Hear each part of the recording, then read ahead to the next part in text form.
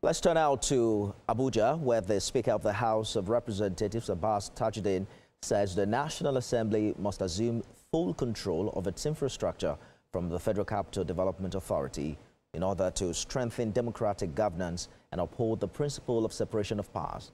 His views were expressed at the public hearing on the bill seeking to establish the National Assembly Infrastructure and Property Development Agency. Joke Adisa has more. Over the years, the FCDA has been responsible for managing the National Assembly complex, but delayed repairs, safety concerns, and inefficiencies are some of the consequences of the external control.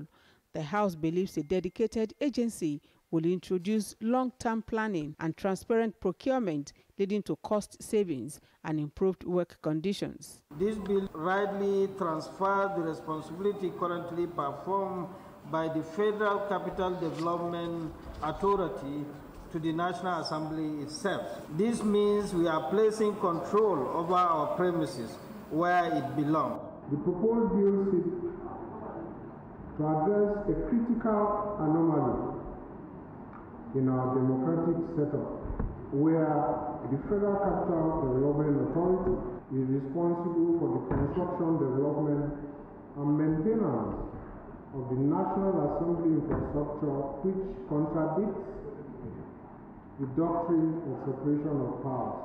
The FCDA is empowered by the FCDA Act of 1976. How can we have a parliament that don't have control over its facilities?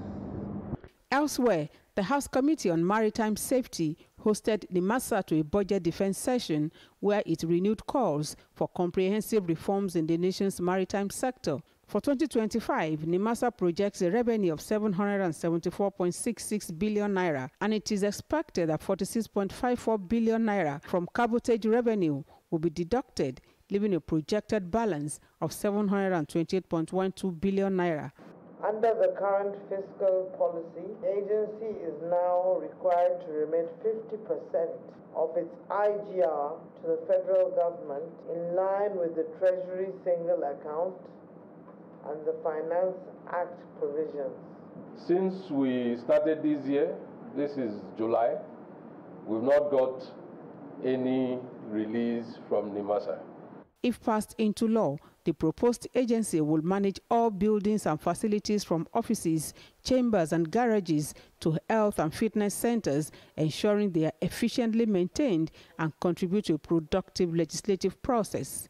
Joke Adisa, TVC News, Abuja.